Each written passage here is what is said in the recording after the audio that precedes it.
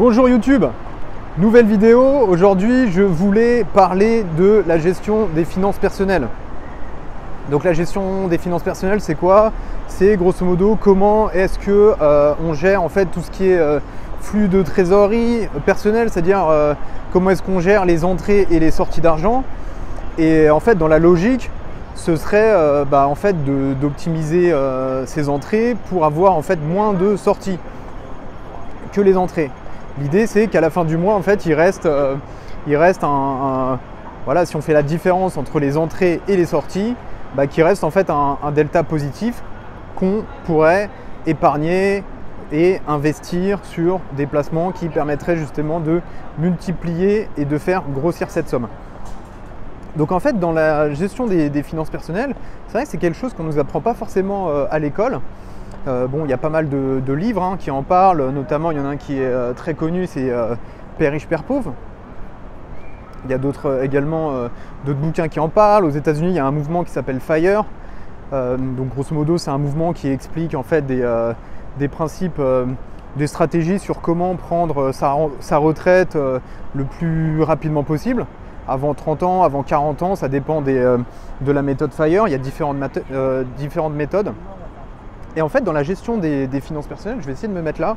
Dans la gestion des finances personnelles, en fait, pour atteindre, j'ai envie de dire, l'indépendance financière, on va dire, sans forcément être vraiment radical dans sa stratégie, en fait, selon moi, il y a quatre piliers que j'utilise et que j'ai utilisés.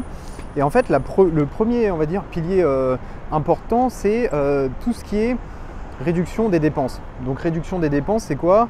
C'est grosso modo essayer de changer sa routine pour faire en sorte de moins dépenser qu'avant. Je vais donner un exemple. Une personne qui a l'habitude, je sais pas, d'acheter son petit déjeuner à l'extérieur ou d'acheter tous les matins son café chez Starbucks, en fait, le fait de couper cette dépense et peut-être de faire son café soi-même lui permettra de économiser la somme de son café fois par exemple 30 jours s'il a coupé cette dépense. Et à la fin du mois, en fait, le fait de réduire cette dépense lui permettra d'épargner la somme qu'il aura économisée. Là je parlais du café, mais ça peut être le cas sur je sais pas, des forfaits, je sais pas, Netflix, Apple TV, etc. Un forfait, je sais pas, une personne qui a un forfait gym et qui ne va jamais à la gym, est-ce qu'il est nécessaire de garder ce forfait ou voilà, plein de renégocier un forfait téléphone, peut-être partir chez un concurrent qui proposerait le même forfait mais à un tarif moins cher. Ça en fait, ça permettrait de réduire ses dépenses. Après effectivement, il y a un autre poste aussi qui est non négligeable, c'est par exemple qui concerne bien sûr tout le monde, que ce soit un étudiant ou une personne qui serait dans la vie active, c'est par exemple un étudiant qui aurait déjà par exemple une bourse, en fait peut-être que rester un an de plus chez ses parents lui permettrait d'économiser 12 mois de loyer.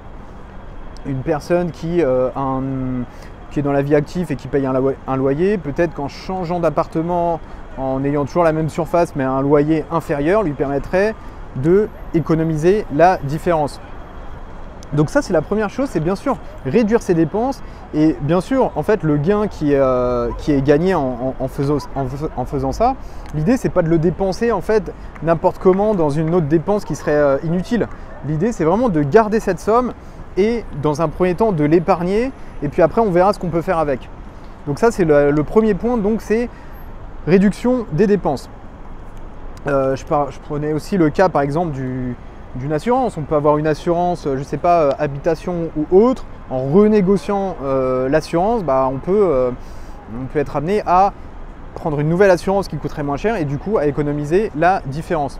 Le deuxième point qui est un des points, j'ai envie de dire, tout aussi important que la réduction des dépenses, c'est l'augmentation des revenus. Parce qu'effectivement, si on n'a pas de revenus, en fait, ça va être difficile de réduire ses dépenses et même d'épargner. Donc là, le deuxième point extrêmement important, c'est augmenter ses revenus. Comment?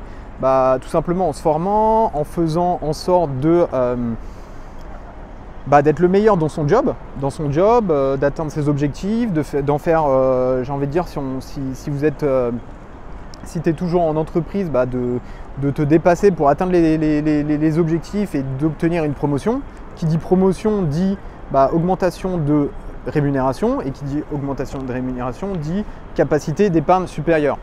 Donc ça c'est important, augmenter ses revenus, effectivement, il y a une augmentation, on va dire, interne en restant toujours dans la même entreprise mais en ayant une promotion interne. Ou la deuxième chose, c'est tout simplement toujours de se former et de changer d'entreprise pour essayer d'avoir une augmentation de 10%, 20%, 30%.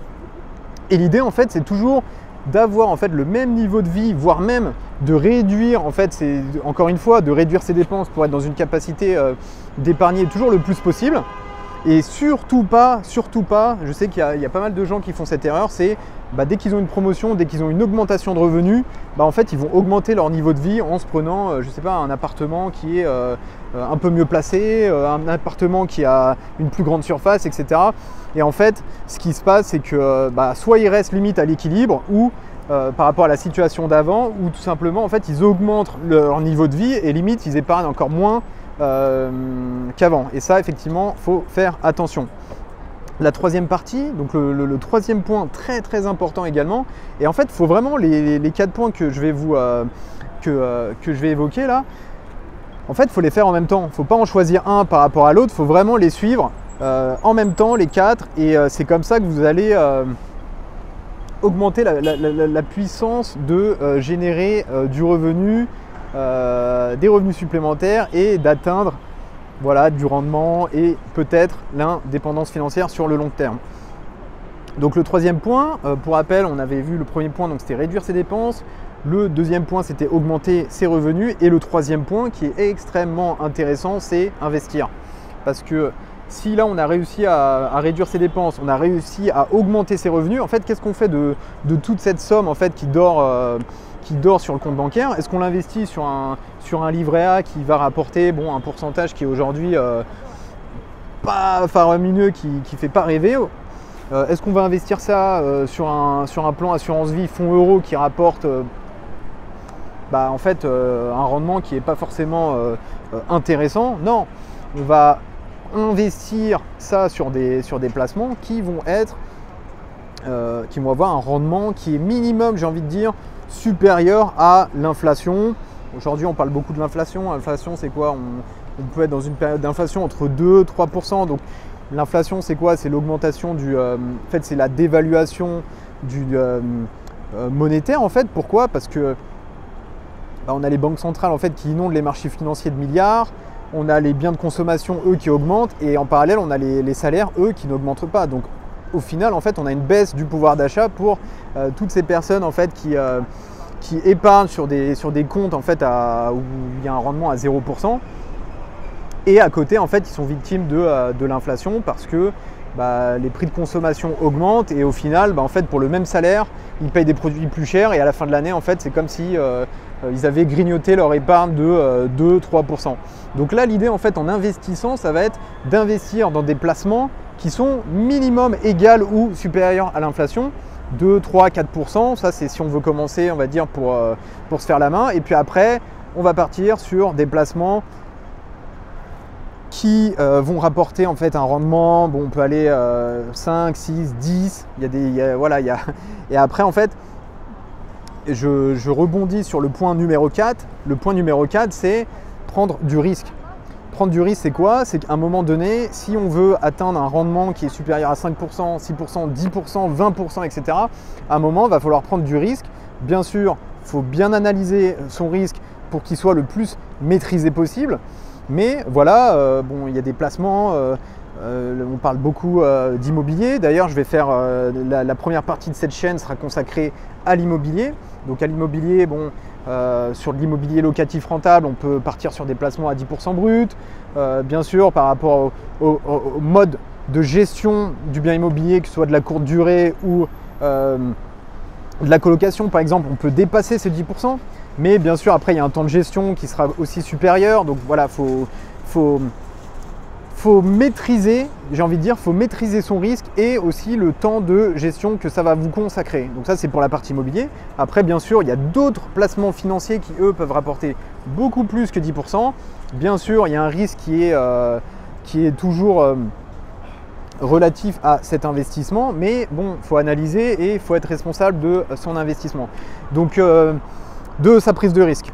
Donc voilà, donc si je récapitule les trois, on va dire les quatre principes, piliers de la logique de la gestion financière pour atteindre logiquement, j'ai envie de dire, une indépendance financière sur le long terme, donc c'est réduire ses dépenses, premier point.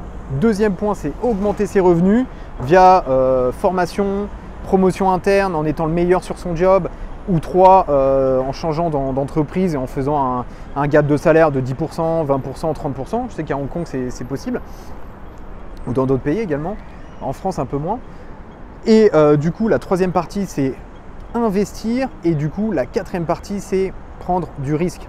Pas du risque n'importe comment en mettant tous ses œufs dans le même panier. Bien sûr, il faut toujours garder une logique de diversification financière. Diversification financière, c'est quoi? C'est qu'on va faire une allocation au niveau de son investissement et on ne va pas tout mettre, en fait, on va pas tout mettre ses œufs dans le même panier sur un actif spécifique. On va mettre peut-être 10% sur un actif A, 10% sur un actif B, etc. Comme ça, en fait, s'il y a de la volatilité, une fluctuation par rapport à un certain actif, je sais pas, on a baisse des obligations, baisse de l'immobilier, etc. En fait, le portefeuille dans sa totalité ne sera pas impacté. Donc ça, c'est la partie diversification. Et du coup, le quatrième point, c'est prise de risque. Prise de risque, pourquoi? Parce que si vous investissez comme tout le monde sur un livret A qui rapporte, en fait, je sais pas, là aujourd'hui, allez, je vais être sympa, je vais mettre du 1%. En fait, si tout le monde fait ça, tout le monde gagnera 1% versus l'inflation de 3%. En fait, vous avez perdu la différence. Alors que si vous prenez du risque maîtrisé, la majorité des gens n'aiment pas prendre de risques, mais justement, en faisant différemment de la masse, c'est là que vous allez vous démarquer. Donc, prise de risque, mais risque maîtrisé. Et comment on maîtrise son risque? C'est tout simplement en s'informant et en se formant et bien sûr en partant sur de la diversification. Voilà donc pour cette rapide vidéo depuis le quartier de Times Square sur Causeway Bay, Hong Kong. Petite vidéo, voilà, on a des écrans un peu partout. Là j'ai pas le masque donc on me regarde un peu bizarrement. Et puis voilà, je vous filme un peu ce quartier qui est assez j'ai envie de dire bien décoré en période de Noël. Voilà pour cette vidéo, n'hésitez pas à vous abonner à la chaîne, n'hésitez pas à liker, et puis si vous avez des points, si vous avez des questions, un petit commentaire, et puis je me ferai un plaisir de répondre. Allez, salut!